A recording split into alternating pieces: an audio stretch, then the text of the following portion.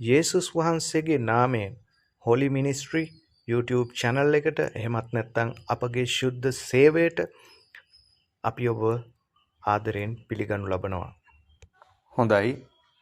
අද අපි කතා කරන්න යන්නේ අහිමි වූ දේ නැවත ලබා දීමට අපගේ ලෞකික උත්සාහයන් නිවැරදි මගට යොමු කිරීමට සහ අප සතු සම්පත් දෙවියන් වහන්සේගේ රාජ්‍ය උදෙසා කැප කිරීමට උන්වහන්සේ සතු බලය. අපි යෙසායා 23:15 සිට 18 දක්වා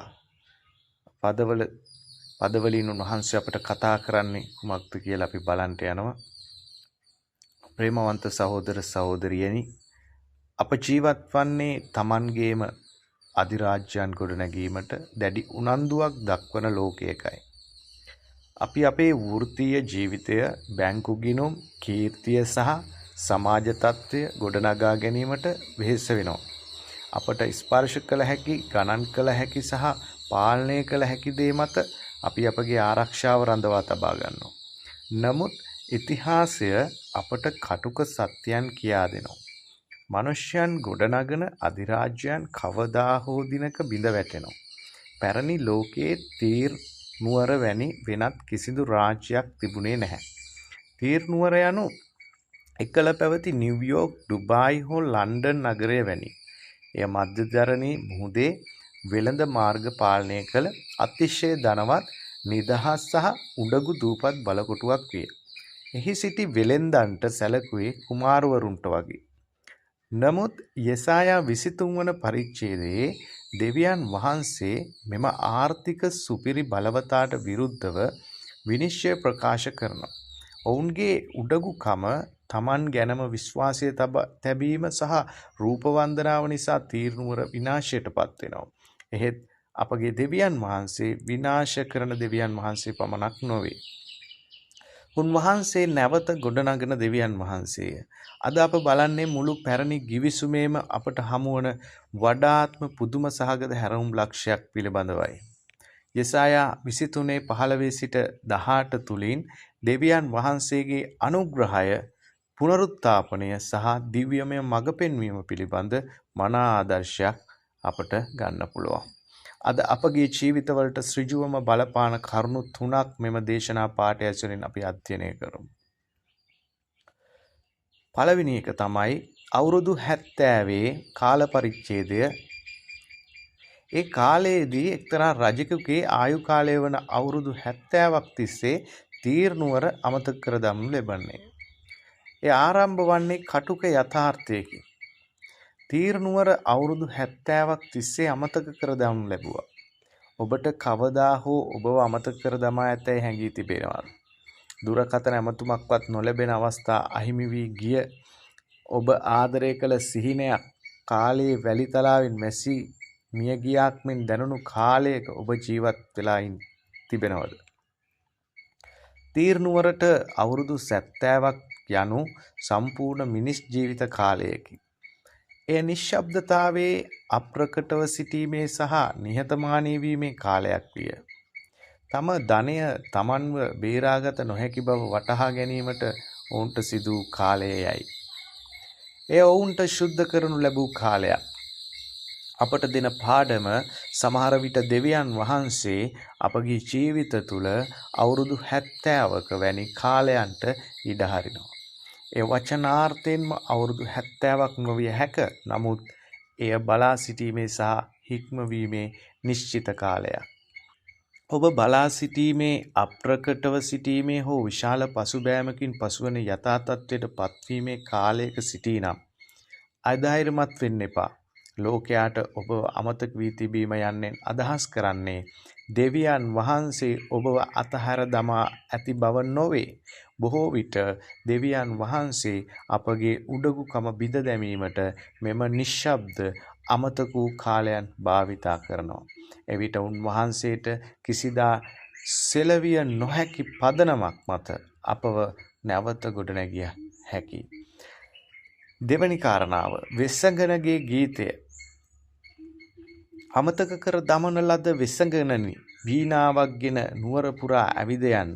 ඔබව නැවත මතක් වන පිණිස මිහිරි ලෙස වීණා ගයමින් බොහෝ ගීත ගායනා කරන්න. යෙසායා 23:16. අවුරුදු 70 අවසානයේ දෙවියන් වහන්සේ පුදුමාකාර දෙයක් කරයි. උන්වහන්සේ තීර් නුවරට නැවත නැගී සිටීමට ඉඩ දෙයි. නමුත් උන්වහන්සේ මෙම නැගී සිටීම විස්තර කරන්නේ සුවිශේෂී උපමාවකිනි. අමතක වූ වෙසඟනක් තම වීණාවගෙන ගීත ගායනා කරමින් ඇගේ පැරණි ගනුදෙනුකරුවන් නැවත තමා වෙතට ආකර්ෂණය කර ගැනීමයි. බයිබලයේ තීර් නුවරේ වෙළඳාම වෙසඟකම ලෙස හඳුන්වන්නේ මන්ද තීර් නුවර සම්බන්ධතා ගිවිසුම් හෝ සමාජය ගැන තැකුවේ නැහැ. ඔවුන් සැලකිලිමත් වූයේ ලාභය සහ ගනුදෙනු ගැන පමණයි. ඔවුන් මුදල් වෙනුවෙන් මිනිසුන් සහ ජාතීන් භාවිතා කළා. නමුත් මෙය බලන්න. ඔවුන්ට තවමත් සංගීතය තිබුණා. ඔවුන්ට තවමත් වීණාව තිබුණා. ඔවුන්ට තවමත් දක්ෂතාවය තිබුණා. තීර් නුවර විනාශ වූ විට ඔවුන්ගේ සහද දක්ෂතා අහිමි වූයේ නැත. ඔවුන්ට අහිමි වූයේ ඒ සඳහා වූ වේදිකාව පමණි. දැන් දෙවියන් වහන්සේ ඔවුන්ට නැවත වීණාව වයන ලෙස පවසයි. අපට දෙන පාඩම අපේ අතීත වැරදි, ඔබේ අතීත වැරදි, ඔබ අතරමං වූ කාලයන් හෝ ඔබේ දක්ෂතා ආත්මාර්ථකාමී අරමුණු සඳහා භාවිතා කළ කාලයන් නිසා ඔබ සදහටම නුසුදුස්සෙකු නොවේ. දෙවියන් වහන්සේ ඔබට දුන් තීමනා සහ දක්ෂතා ගායනා කිරීමට, නායකත්වය දීමට, මූල්‍ය කළමනාකරණයට, දිරිගැන්වීමට හෝ ගොඩනැගීමට ඇති හැකියාව ඔබ වියලි කාලයක් පසු කළ පමණින් අතුරුදාන් නොවේ. දෙවියන් වහන්සේ තීර් නුවරට පවසන්නේ නැවතත් වීණාව අතට ගන්න කියා. දෙවියන් වහන්සේ අද මෙහි සිටින යමෙකුට පවසනවා ඔබේ වීණාව නැවත අතට ගැනීමට කාලය පැමිණ තිබේ. ඒ සිහිනය නැවත ආරම්භ කරන්න. ඒ දේවගති සේවය හෝ සත්ක්‍රියාව නැවත ආරම්භ කරන්න. දෙවියන් වහන්සේ ඔබට දුන් දක්ෂතා නැවත භාවිතා කරන්න. නමුත් මෙවර වෙනස් යහපත් ප්‍රතිඵලයක් බලාපොරොත්තු වෙන්නේ කරන්න. තුන්වෙනි කාරණාවට අපි යමු. ආදායම නිවැරදි දිශාවට යොමු කිරීම. ධනයේ නියම අරමුණ. මෙම දේශනාවේ වඩාත්ම ආශිර්වාදලත් කොටසයි. 17 වන පදයේ තීර් නුවර නැවතත් වෙළඳාමට හැරී මුදල් උපයයි. නමුත් 18 වන පදයේ ඇති පුදුමාකාර හැරවුම දෙස බලන්න.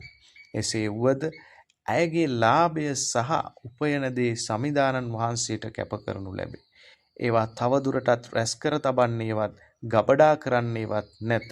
ඇයගේ ලාභය හිමිවන්නේ සමිදානන් වහන්සේ ඉදිරියේ ජීවත් වන අයට බහුල ලෙස ආහාර සහ අලංකාර වස්ත්‍ර ලබා ගැනීම සඳහාය. යෙසායා 23:18 සඳහන් කරනවා. අතීතයේදී තීර් නුවර තමන්ගේ ධනය තමන් වෙනුවෙන්ම ගොඩනගා ගත්තා. ඇය මාලිගා ඉදි කළා. ඇගේ දූපත ශක්තිමත් කළා. ඇගේ රත්තරන් වලට නමස්කාර කළා. නමුත් දෙවියන් වහන්සේ පවසන්නේ කුමක්ද?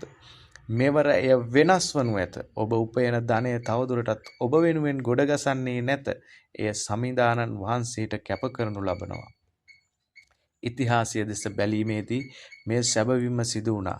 යුදෙව් ජනයා වහල්භාවයෙන් මිදී යෙරුසලමේ දේව මාලිගාව නැවත ගොඩනැගීමට පැමිණි විට ඒ සඳහා දේවදාර ලී සහ දක්ෂ ශිල්පීන් ලබා දුන්නේ තීර් නුවර වැසියන්ය. එස්රා 3:7 සඳහන් වෙනවා. තීර් නුවරේ ලෞකික ධනය දෙවියන් වහන්සේගේ ශුද්ධ වූ මාලිගාව ගොඩනැගීමට භාවිතා කරා. මේ අපට උතුම් ආත්මික ප්‍රතිපත්තියක් කියා දෙනවා. ගැලවීම යනු අපගේ ආත්මයන් බේරා ගැනීම පමණක් නොවේ. එය අප සතු සම්පත් නිවැරදි දිශාවට යොමු කිරීමද වෙනවා. තවදුරටත් තමන් සන්තකයේ තබා නොගෙන ශුද්ධ දේ සඳහා යෙදවීම, අතීතයේදී උණගුකමේ උල්පතක් වූ ධනය දැන් දෙවියන් වහන්සේගේ සෙනග උදෙසා ආහාර සහ වස්ත්‍ර සැපයීමට වෙන් කර ඇත. ලෞකිකත්වයෙන් දේව රාජ්‍ය දෙසට හැරීම අප කලින් ආත්මාර්ථකාමී ලෞකික අරමුණු සඳහා භාවිතා කළ දේවල් උන්වහන්සේගේ මහිමය සඳහා පවිත්‍ර කර ගැනීමට දෙවියන් වහන්සේට අවශ්‍යය. ඔබ ව්‍යාපාරිකයෙකු, ගුරුවරයෙකු, ඉදිකිරීම්කරුවෙකු, නිර්මාණකරුවෙකු හෝ ශිෂ්‍යයෙකු විය හැකිය. ඔබේ ලෞකික කාර්යයන් ඔබේ ආත්මික ජීවිතයෙන් වෙන් වී නැත. දෙවියන් වහන්සේට අවශ්‍ය වන්නේ ඔබේ දෛනික ශ්‍රමයේ ලාභය, ඔබේ බලපෑම, ඔබේ වැටුප, ඔබේ බුද්ධිය, ඔබේ කාලය උන්වහන්සේගේ සභාවට සහ ලෝකයාට ආශිර්වාදයක් කිරීමට භාවිතා කිරීමයි. ප්‍රේමවන්තේනි, යෙසායා 23:15 සිට 18 යනු උතුම් බලාපොරොත්තුවේ පණිවිඩයක්. එය අපට පවසන්නේ වියලි කාලයට කවදා හෝ අවසානයක් ඇති බවයි. අවුරුදු 70 අවසන් වනු ඇත. ඔබේ දක්ෂතා නැවත යථා තත්ත්වයට පත් කළ හැකි බවයි. ඔබේ වීණාව අතට ගන්න. ඔබේ ක්‍රියාවන්ට සදාකාලික වටිනාකමක් දිය හැක. ඔබේ ලාභය සමිඳානන් වහන්සේට කැප කරන්න. සමහරට අද ඔබට තීරණුවරමින් දැනෙනවා ඇති. අතීත තීරණ නිසා බිඳ වැටි ලෝකයට අමතක වී නැතහොත් සෑහීමකටපත් නොවන දේ රැස් කිරීමට පමණක් වෙහෙස මහන්සි වී වෙහෙසටපත්ව සිටිනවා විය හැකිය. අද දෙවියන් වහන්සේ ඔබට නව මඟකට හැරෙන්නට ආරාධනා කරනවා. ඔබේ දක්ෂතා, ඔබේ සම්පත්, ඔබේ බිඳුනුකම රැගෙන විත් යේසුස් වහන්සේගේ පාමුල තබන්න. වරක් ලෞකික ලෙස තිබූ දේ ශුද්ධ කිරීමට උන්වහන්සේට ඉඩ දෙන්න.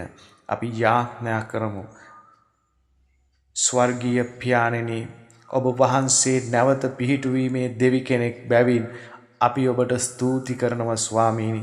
අපගේ වියලි අමතක වූ කාලයන් සදහටම පවතින්නේ නැති නිසා අපි ඔබට ස්තුති කරමු ස්වාමීනි. අද දින අමතක වී ඇති බවක් හෝ බිඳී ගිය බවක් හැඟෙන සෑම කෙනෙකුටම බලාපොරොත්තුවේ පුනර්ජීවනයක් ලැබේවා. අපගේ වීණා නැවත අතටගෙන අපගේ දක්ෂතා නැවත භාවිතා කිරීමට අපට උපකාර කළ මැනව. නමුත් මෙවර ස්වාමීනි, අපට අපේම අධිරාජ්‍යයන් ගොඩනැගීමට නොවෙයි. අපගේ කාර්ය නම් අපගේ ධනය, අපගේ පවුල් සහ අපගේ ජීවිත අපි ඔබට කැප කරන්නෙමුව. අපගේ ලාභය ඔබගේ සෙනගගේ යහපත උදෙසා සහ ඔබගේ මහිමය උදෙසා භාවිතා කළ මැනව. යේසුස් වහන්සේගේ නාමයෙන්. ආමේන්.